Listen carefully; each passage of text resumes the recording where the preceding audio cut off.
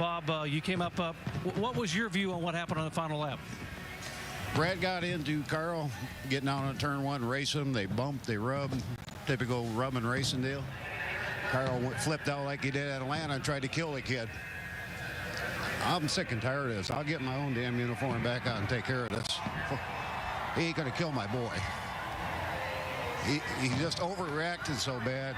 If he wanted to bump Brad, it's one thing, but don't drive him through the inside guardrail. Don't put him in a grandstands in Atlanta. That's asinine. All right, Bob Keselowski over there going over to check on his son Brad, obviously upset with what he saw in the final lap. After the race on Saturday, Joey Logano's father, Tom, confronted Biffle. And as a result, NASCAR pulled the senior Logano's annual credential. We had our own little version of a Hollywood soap opera all in one afternoon here in California. Get after it now. Come on. So let's talk about Biffle. He nearly won the last race here back in February, nearly won last week's Cup race in Kansas. He starts second today, and he's with Vince Welch now. Denny Hamlin leads. We get a green-white checker finish when we return to Pocono. Yeah. We're in the wreck still. Oh, look at Logano. Pulls right up to Harvick. A 2.5-mile speedway with short track characteristics and short track tempers when the race is over. Yeah.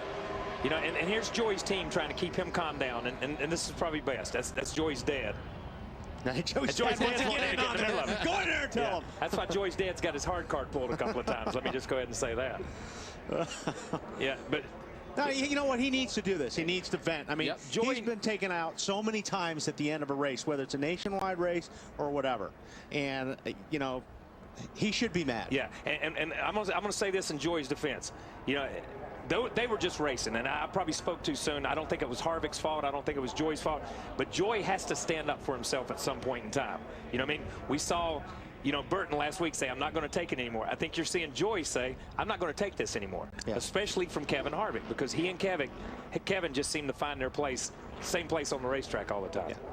And there's a fight between Cale Yarborough and Donnie Allison. The fight. That's the one that we all talk about. You know, everyone talks about it. The fight, that's when men were men. It changed, you know, the perception of NASCAR racing. People were at home watching the first, I think, network televised race. First televised race on CBS. This is pretty cool, man. The only reason I was watching that race is because this huge blizzard had hit the Northeast. Blanketed the East Coast. This is pre-cable, so you basically had 3 or 4 channels. Nobody really knew about NASCAR. It was really a Southern sport. To see all the battles that went in all day long. We fight as there's battles all day long. Cale Yarborough was involved in this race with Donnie Allison.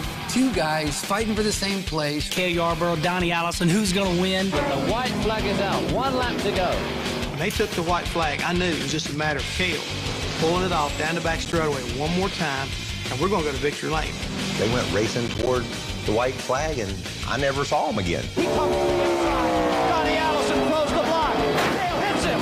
He slides. Donnie Allison. They wrecked. Donnie wrecked.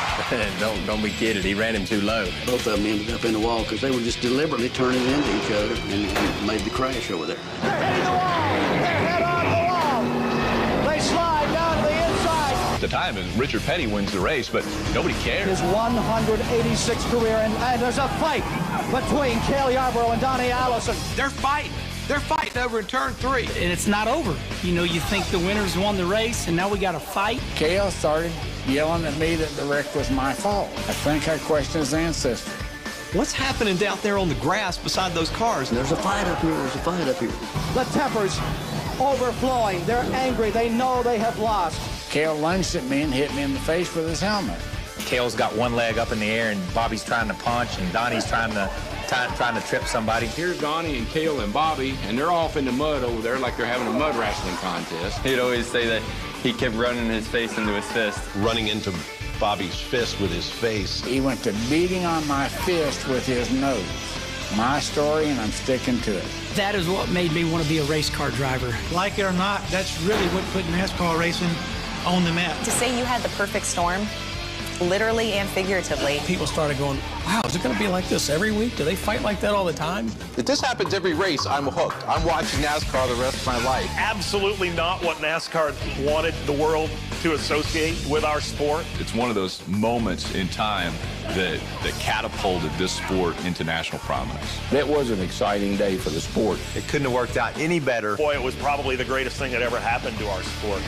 This friend Nicole of Greg Biffle talking to Eva. Of all the fights we've had in NASCAR, my favorite is 2006 at Texas. Kurt Busch, I think at the time, was racing a lap down, and Greg Biffle had a car that was contending for a win. Kurt Busch did get into Greg Biffle and sent Greg Biffle into the wall. And it was a relatively hard hit. All of a sudden I look out of the corner of my eye, and I see Nicole, Greg's then girlfriend, walking down pit road. Run, sprint about 8 boxes down to where Kurt Busch's crew was, and Kurt's girlfriend Eva was on top of the pit box there.